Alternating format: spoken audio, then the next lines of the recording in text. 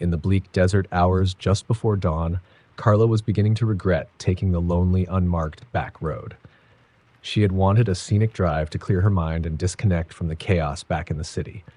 Her car rolled smoothly over the dusty path, surrounded only by endless empty plains and faint shadows cast by the rising moon. Her GPS had long given up, leaving her entirely on her own. She was alone with nothing but the desert stretching endlessly in every direction. After hours of driving, she noticed her fuel gauge dipping dangerously low, and a growing unease crept up her spine. No gas station, no houses, just the echoing silence of desert wind. She decided to pull over and check her map, even though it seemed futile out here in the wilderness. When she clicked off her headlights, complete darkness blanketed her. Even the stars seemed dull, as if the void was swallowing every trace of light. She scanned her phone, hoping for a flicker of a signal, but it was as lifeless as the land around her. After several minutes, a low rumble from her car brought a fresh wave of dread. The engine sputtered, then died altogether. Panic surged in her veins as she tried the ignition repeatedly. Each turn of the key met with a fading click. There was nothing to do but wait for daylight and hope another vehicle would pass. She climbed back into her car, locked the doors, and settled into a restless vigil. Hours passed, and just as the sky began to lighten, she noticed movement in the rearview mirror. A figure, distant but slowly approaching, was trudging along the dirt road toward her. Relief mixed with caution. Who would be out here on foot, alone?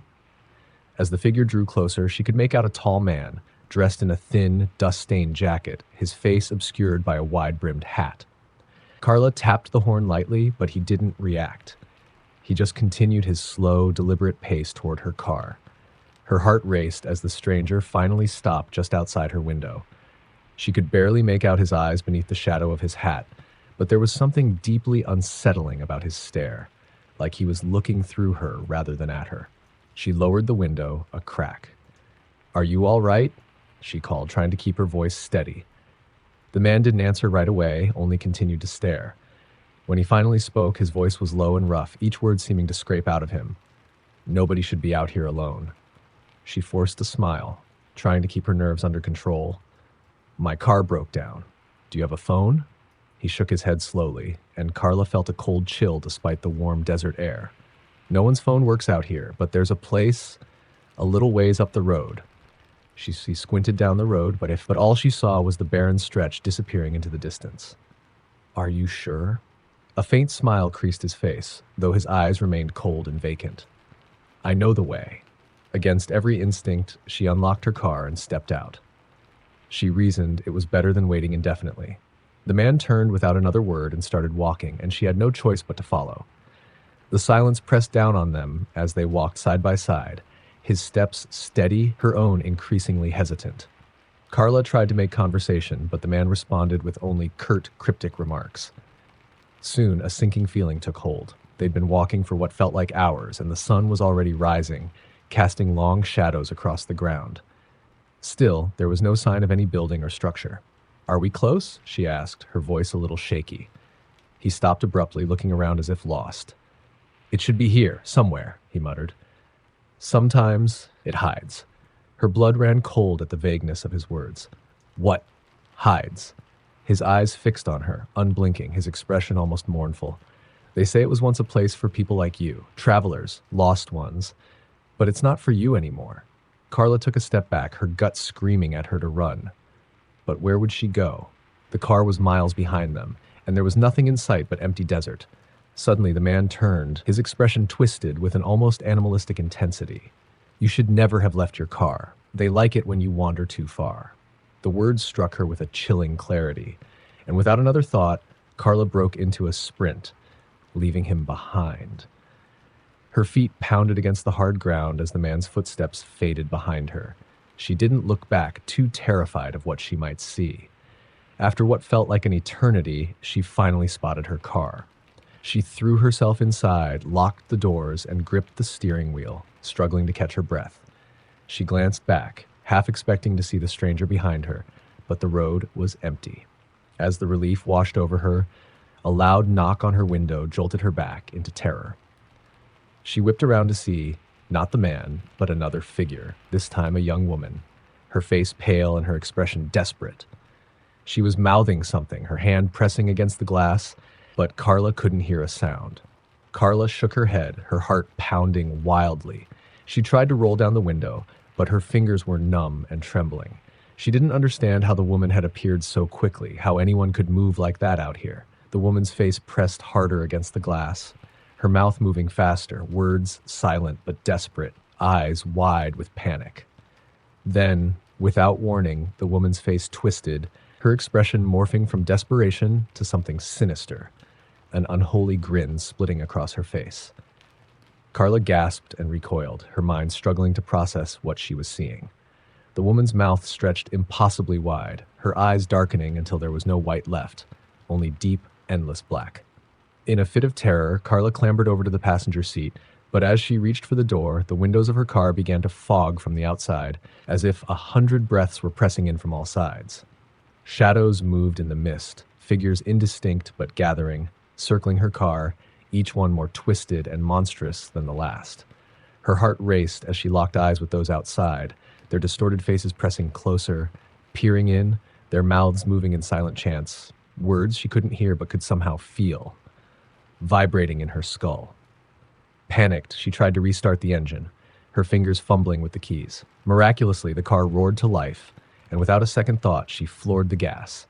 The figures receded into the rearview mirror, their faces still etched into her mind, as she tore down the endless road, her heart racing with each mile. As the sun rose higher, the desert slowly thinned out, signs of civilization gradually returning.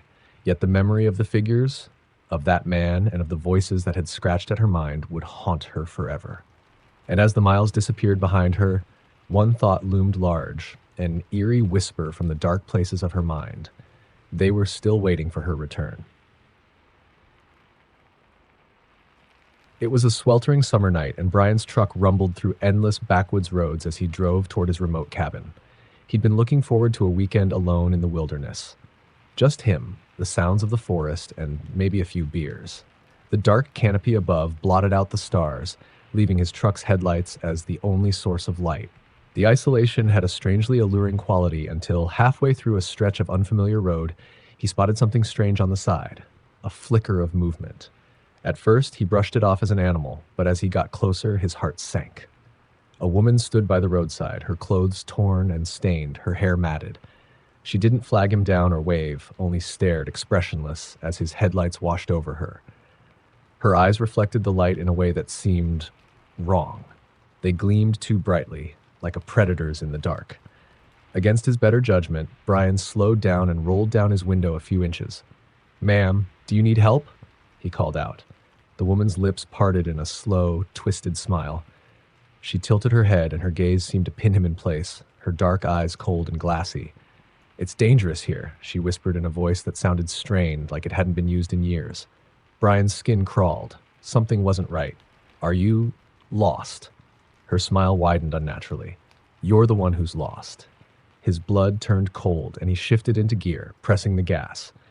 As he pulled away, he watched her in the rearview mirror.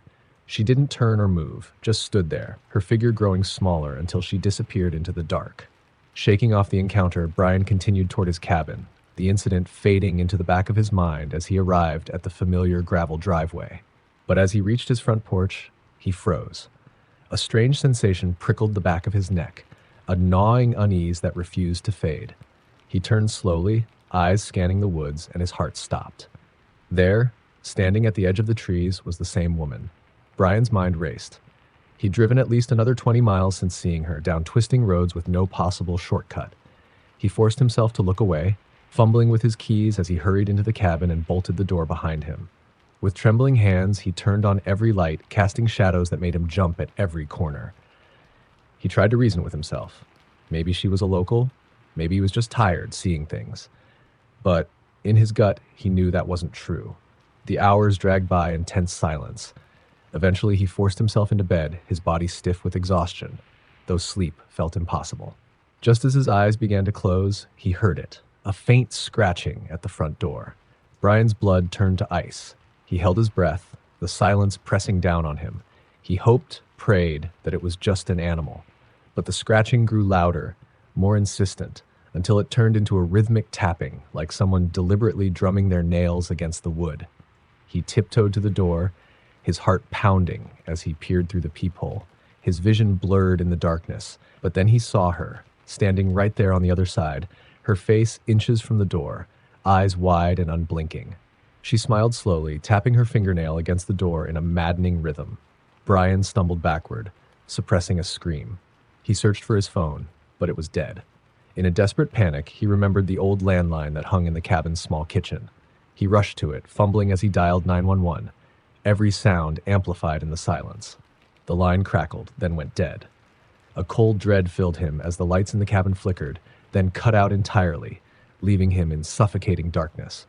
Outside, the tapping stopped. He stood there, every nerve alight with fear, waiting for some sign that she had left. But the silence was worse than the tapping. He could sense her out there, waiting, as if savoring his terror. Just when he thought it couldn't get worse, he heard footsteps creaking across the porch, slow and deliberate. They stopped at the window nearest him, and he turned in dread, feeling her eyes on him even through the pitch black. She whispered his name, drawing it out with a sickening sweetness. Brian. He could barely breathe, his mind racing through ways to escape. His only option was the back door. With a trembling hand, he unlocked it, opened it as quietly as possible, and slipped outside, keeping low as he sprinted toward his truck. He didn't dare look back, but he could hear her soft laughter floating through the night. His shaking hands fumbled with the truck's door handle. Just as he slid inside and locked it, the laughter stopped, leaving an eerie, crushing silence. He jammed the keys into the ignition, praying it would start, and as the engine roared to life, he dared a glance at the cabin's front door. She stood there, watching him, her head tilted at that unnatural angle, her smile wide and knowing. Her eyes caught the moonlight, gleaming with a malice that sent a chill straight to his bones. As he tore down the gravel path, he could still feel her gaze, and as the cabin disappeared in his rearview mirror, he thought he caught a glimpse of her standing in the road far ahead, waiting, her shadow stretching endlessly into the dark woods. Brian never returned to the cabin, but he couldn't escape the nightmares of her face, those gleaming eyes, and that knowing smile. And every time he drove down a dark, empty road, he could swear he saw her shadow waiting at the edge of his headlights, just before it disappeared into the night. Jenna had always loved taking long drives through the countryside. The sense of freedom, the rolling hills, the quiet solitude of fields stretching endlessly in every direction, it was her escape from the hectic noise of life. One late evening, she found herself on a narrow, winding road that she didn't recognize. Her GPS was acting up, showing no clear path back, but she convinced herself that exploring new routes could be a welcome adventure. Little did she know, she was heading deeper into a darkness she would never escape. The trees on either side grew thicker, closing in on the road, and Jenna realized that the sun was sinking fast. The headlights barely cut through the blackened woods as the air thickened with an eerie stillness. An unsettling thought crept into her mind. She hadn't seen another car, house, or even a streetlight in hours. After what felt like an eternity, she saw a sign up ahead, a faded, cracked old wooden board that read, "The Grayson Inn, 2 miles." Relief flooded through her as she imagined a quiet old inn where she could get directions or at least a signal. She turned down the dirt road the sign pointed to, and after a few minutes, a building loomed up ahead, barely visible in the dark. The Grayson Inn looked as if it hadn't been occupied in decades. Its windows were murky and cracked, the wood warped and twisted, with paint flaking off in thick, peeling sheets. There were no cars in the lot, no signs of life. The only light came from an old-fashioned lantern that hung beside the door, casting a sickly yellow glow that seemed to struggle against the darkness. Jenna hesitated, a cold wave of dread pressing down on her. But she was exhausted, and the thought of getting lost further in the maze of winding roads filled her with more fear than the decaying inn did. Taking a deep breath, she stepped out of her car, locked it, and walked up to the door. The heavy wooden door creaked as she pushed it open. The inside smelled of damp wood and mildew, and she couldn't shake the feeling that she was being watched. A bell above the door rang as she entered, its chime echoing strangely in the still air. The lobby was empty, the furniture covered in thick dust, and a desk sat at the far end, cluttered with a few moldy guest logs and an ancient bell. "Hello?" she called, her voice swallowed by the oppressive silence. After a moment, she heard footsteps from the hallway. A figure emerged, a man with hollow eyes, dressed in old-fashioned clothes, his skin so pale it almost glowed. He stared at her, his mouth pulling into a crooked smile. "You're traveling alone, I take it?" he asked, his voice gravely, as if it hadn't been used in years. Jenna forced a smile, trying to ignore the prickle of fear. "Yes, I just need directions. I think I took a wrong turn." The man's eyes flickered with something she couldn't quite place, a strange hunger. He gestured to the guest book on the counter, dust swirling as he moved. "All travelers sign the book." Jenna hesitated, but thought it might speed things up. She picked up the old pen and scratched her name onto the yellowed paper. It felt wrong, like she was marking herself with some dark promise. "Now," he said slowly, "you should stay the night. It isn't safe to drive these roads in the dark." A chill crept up her spine. "I appreciate it, but I'd really just like to get back to the main road." His expression hardened, his eyes darkening. "No one drives those roads after dark," he said, his voice suddenly flat and cold. An uneasy silence filled the room as Jenna's instinct to leave grew stronger. But just as she turned to head back toward the door, she saw something flicker in the dim light. A shadowy shape moving across the lobby floor.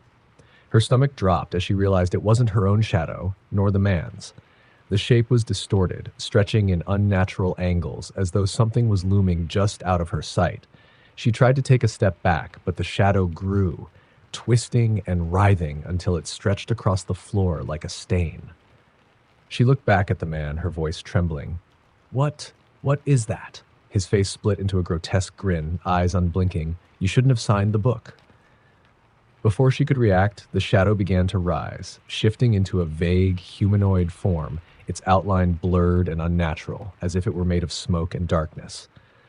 Jenna's heart raced as she backed away, her breath coming in short, terrified gasps. The shadow figure seemed to turn toward her, its eyes, two pinpoints of red light, fixing her with an otherworldly gaze.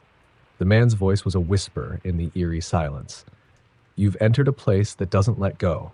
The Grayson Inn, it needs guests." The shadow began to move toward her, each step slower and heavier than the last, until it seemed to be dragging the very darkness with it. Jenna stumbled backward, her mind screaming at her to run, but her feet felt rooted to the floor. She could feel the cold presence of the shadow, its icy fingers reaching out toward her, grazing her skin like the first hint of death. Desperation took hold. She turned and bolted for the door, her hands clawing at the handle. But as she pulled, the door wouldn't budge. It was as if the entire inn had sealed itself shut, trapping her inside. She turned back, and the man was gone. But the shadow remained, its form closer, its red eyes burning with a hungry intensity. With a cry, she ran up the staircase, her footsteps echoing in the empty halls as she searched for any escape. Every door she tried was locked or led only to empty, decaying rooms with no windows. She finally found herself in a small attic space, with nothing but a filthy, cracked window at the end of it. She looked out, her heart sinking. The car, the road, even the trees, they were all gone, swallowed up by a thick, unnatural fog. It was as if the inn had taken her somewhere else entirely, some dark realm that fed on fear and despair. Footsteps echoed up the stairs, slow and steady. The shadow was coming closer, and she had nowhere left to run. She pressed herself against the wall, trembling, as the shadow's form filled the doorway, its eyes blazing. It seemed to reach out to her, its long, claw-like fingers inching closer and closer. She closed her eyes, whispering desperate pleas, hoping someone, anyone, would find her. But deep down, she knew no one would. The last thing she felt was a bone-chilling cold as the shadow enveloped her, pulling her into the darkness. Days later, a passing motorist saw a faded sign for the Grayson Inn, but couldn't find a building, just an old, cracked road leading into the woods that abruptly ended in overgrown brush. They searched for Jenna for weeks, but it was as if she had vanished without a trace. Some say the Grayson Inn still appears to travelers who lose their way, a place that only emerges when it wants to. And for those who sign the book, they are never seen again. But their names remain, etched in yellowed ink, a record of those who entered the darkness and never returned.